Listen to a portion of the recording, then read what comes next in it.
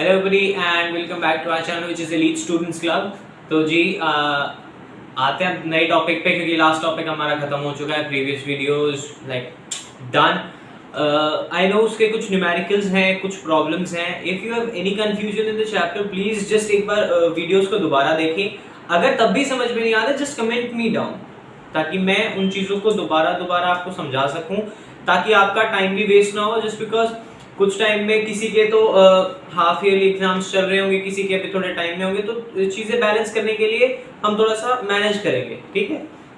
अब जो हम चैप्टर करने जा रहे हैं वो लाइफ साइंसेस का है, which is natural resources.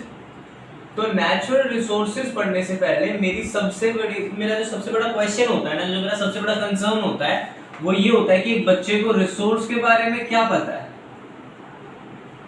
Resources क्या होते क्या। देखो, जब तक आपको रिसोर्सेज ही नहीं पता होंगे, आप आगे तो क्या ही जानकारी पाएंगे इस चैप्टर के बारे में। तो रिसोर्सेज क्या होते हैं? रिसोर्सेज आर एनीथिंग, आप कुछ भी बोल सकते हो उसमें, anything which is used to meet our daily basic needs, कि हमारी डेली बेसिक नीड्स को पूरा करने के लिए, या उनको मतलब एक तरीके से कह सकते हैं कि पूरा करने के लिए जो हमें चीजें चाहिए होती हैं, चाहे वो कुछ भी हो सकता है, ठीक है। तो वो क्या होती हैं? रिसोर्सेज होती हैं। एंड अब यहाँ से बात आती है कि नेचुरल रिसोर्सेज क्या होती है। नेचुरल रिसोर्सेज ये अभी तो पता है, नेचुरल तो वर्ड है, नेचर से जो मिले वो नेचुरल। तो ऐसे रिसोर्सेज जो हमें नेचर से मिलेंगे वो नेचुरल रिसोर्सेज। भाई बिल्कुल ठीक है, कोई गलत बात नहीं है इसमें, बात तो ठीक है। पर ये होती क्या है, नेचर क्या है, सारी चीजें क्या है, तो इनको बिल्कुल रूट से स्टार्ट करेंगे, ठीक है।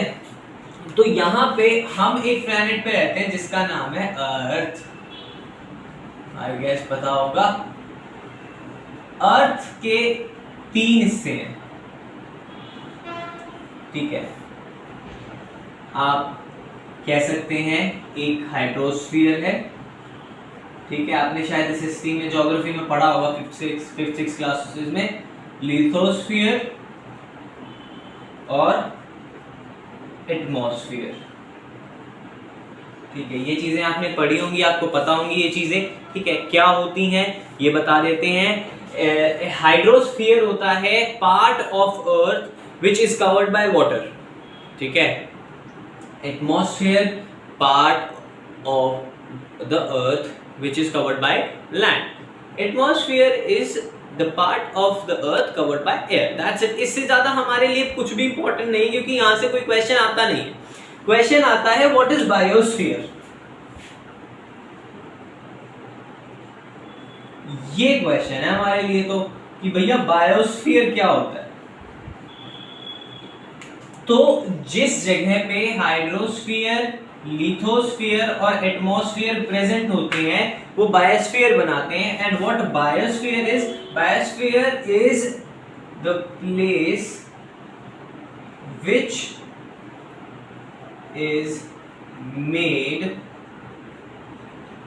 या फिर कैसे कहें यार, कभी कभी पता है क्या होता है, दिमाग में से ना वर्ड स्किप कर जाते हैं, ठीक है। which is surrounded by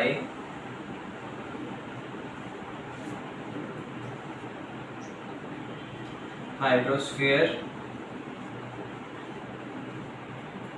lithosphere and atmosphere,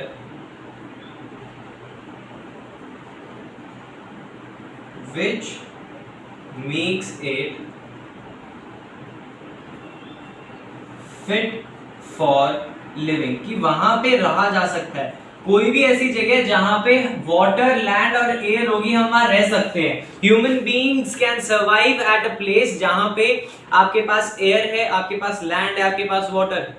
इन तीनों के बिना, इन तीनों में से कोई भी एक, लैंड, वाटर, एयर, अगर एक भी चीज गायब हो जाती है, ये गायब होगी तो दिक्कत, ये गायब होगी तो दिक्कत, ओहो हाँ,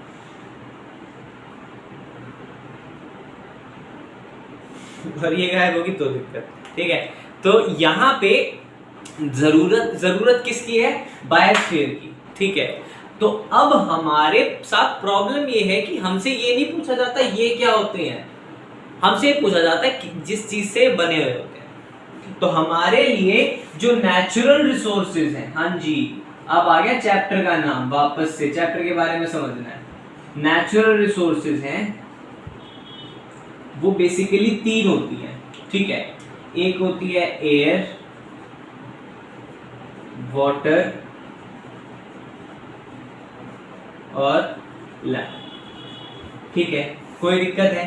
एक्चुअली क्या है, ये जो बायोस्फीयर है इसमें 2 तरीके के रिसोर्सेज होते हैं, इसके अंदर 2 तरीके के रिसोर्सेज होते हैं। एक होते हैं बायोटिक और एक होते हैं एबायोटिक। यहाँ पे एबायोटिक लिखेंगे वो पता चल जाएगा अभी। एबायोटिक होते हैं और एक होते हैं बायोटिक।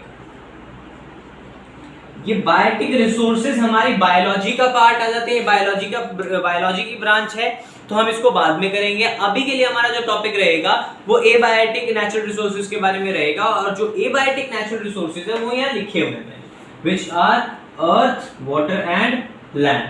तो आज हमारा कंसर्न है एयर के बारे में पढ़ने का, so just note it down. हम एयर के बारे में कंप्लीट करते हैं।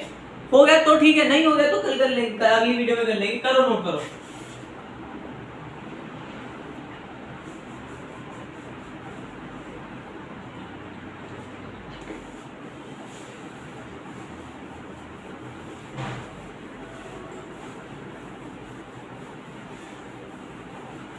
अब एयर के बारे में बातें शुरू करते हैं कि एयर बनी किससे है, कैसे बनी है, क्या नहीं है, ठीक है। अगर हम एयर के बारे में बात करें तो इसके 2 मेजर पार्ट्स हैं, एक नाइट्रोजन है और एक ऑक्सीजन है, ठीक है, कोई दिक्कत है। नाइट्रोजन की कंपोजिशन 78% है, इसकी 21% है, ठीक है। आई डोंट थिंक सो यहाँ तक कोई प्रॉब्लम है। आई थिंक सो ये क्लियर है, इजी है, बातें समझने लायक है, ठीक है, कोई दिक्कत नहीं है। It helps us to breathe, कोई दिक्कत नहीं है। नाइट्रोजन हमारे प्लांट्स के लिए ज़रूरी है, ठीक है। तो ये सारी चीज़ें क्या है, ये सारी चीज़ें हमारे लिए नॉर्मल है। It is not a such big deal for us. तो अब ये जो हमारी एयर है हमारे आसपास, जो हमारे पास चीज़ें हैं, ये क्या करती हैं? Air creates an atmosphere. ये हमारे लिए एक एटमॉस्फेयर क्रिएट करता है। एटमॉस्फेयर क्या होता है? देखा, बात यहीं पे आ जाती है वापस जो हमने किया था। एटमॉस्फेयर होता क्या है? Atmosphere is a kind of blanket of air around earth. अरे यार, ये तो तुमने 6th 7th में भी सुना होगा। एयर जो होती है एक डेंसिटी के साथ, एक थिकनेस के साथ अर्थ को कवर करती है, and that is what atmosphere is, ठीक है। एटमॉस्फेयर अर्थ को कवर करती है ब्लैंकेट की तरह। अब ये क्यों होता है? अगर ये है तो इसका फायदा क्या है हमारे लिए? इसका फायदा है, it helps to maintain temperature. Actually जैसे ही एटमॉस्फेयर, बात क्या होती है, एयर जो होती है it is a bad conductor of heat. देखा, बात समझ में आई? एयर जो है अपने आप में बैड कंडक्टर ऑफ हीट है। वो क्या करती है? हीट को कंडक्ट नहीं करती, टाइम लगता है उसको हीट कंडक्ट करने के लिए, गर्म होने के लिए उसको टाइम लगता है। अगर वो गर्म होगी तो उसको ठंडा होने के लिए टाइम लगेगा। देख लो, बातें अलग अलग हो जाती हैं। तो यहाँ पे एटमॉस्फेयर होने की वजह से क्या है, देखो, पूरा दिन, अभी सुबह धूप निकली, सुबह मौसम ठंडा था, चलो चलते हैं, सुबह धूप निकली, यहाँ तक आया, गर्मी बढ़ने लगी, क्योंकि बहुत देर से धूप निकली हुई थी, वहां पे एनर्जी थी, हीट एनर्जी जनरेट कर रही थी, सोलर एनर्जी। तो यहाँ तक आते आते टेम्परेचर बढ़ गया। दिस इज द 12 ऑफ नून।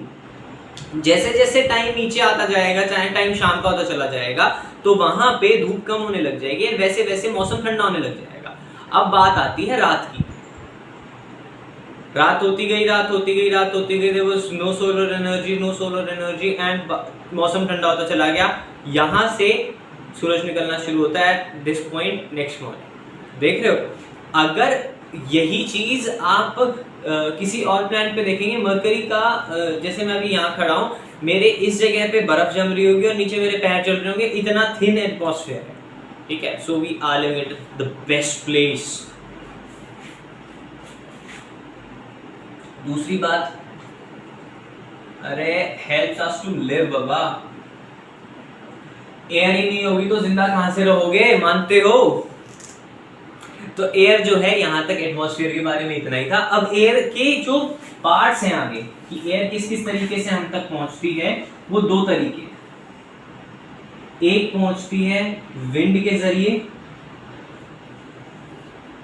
और दूसरी पहुंचती है रेन के जरिए। अब दोनों के बारे में बात करेंगे, पहले विंड के बारे में बात करते हैं। विंड होती क्या है? Wind is the moving air. हम ही बोलते हैं ना हवा चल रही है, हाँ जी, तो जो हवा चलती है that air is the moving air is called wind, ठीक है। जब हवा चल रही होती है वो क्या होती है? वो होती है विंड। हाँ जी यार, सिंपल सी बात है। अब इसके फैक्टर्स क्या क्या हैं? फैक्टर्स रिस्पॉन्सिबल, किस वजह से हवा चलती है वो देखते हैं। हवा चलती है पहली बात रोटेशन ऑफ अर्थ से। अर्थ अपनी ही एक्सिस पे घूमती है, अपनी ही जगह पे घूमती है, तो उसकी वजह से हवा चलती है, ठीक है ना। That is some one of the reason. Second reason है mountain ranges. In their path, उनके रास्ते में जब अर्थ रोटेट करते हैं, उनके रास्ते में जो ये रोटेशन करते टाइम माउंटेन रेंजेस आती है, उसकी वजह से क्या होती है? हवा चलती है। देखो बहुत सिंपल सी बात है, बहुत छोटी सी बात है। क्यों चलती है भाई? रोटेशन की वजह से। और क्या फैक्टर हो सकते हैं? ज्यादा से ज्यादा माउंटेन रेंजेस हो सकते हैं, इस वजह से हवा चलती है। कोई दिक्कत नहीं होनी चाहिए। अब बात करते हैं रेन के बारे में। Rain is the precipitated form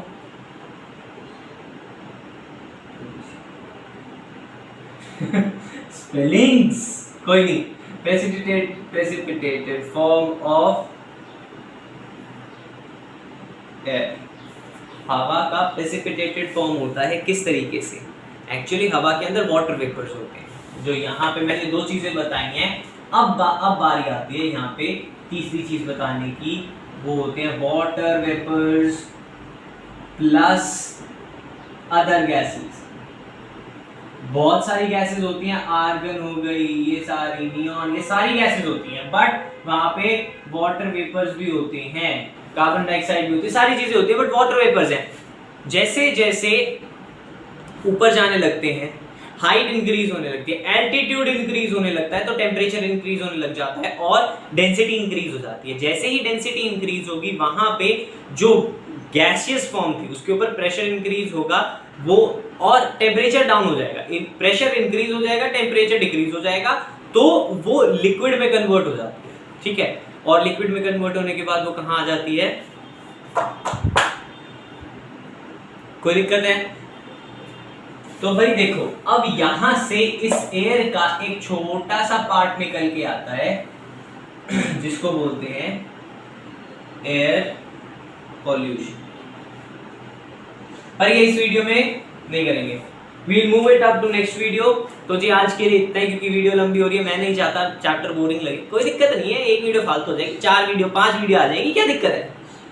तो thank you very much for watching, keep learning and keep growing. कोई भी सजेशन है, कोई भी प्रॉब्लम है, just comment me down and I will make sure कि मैं सारी चीज़ें दोबारा से शुरू कर पाऊँ आपके लिए। Thank you.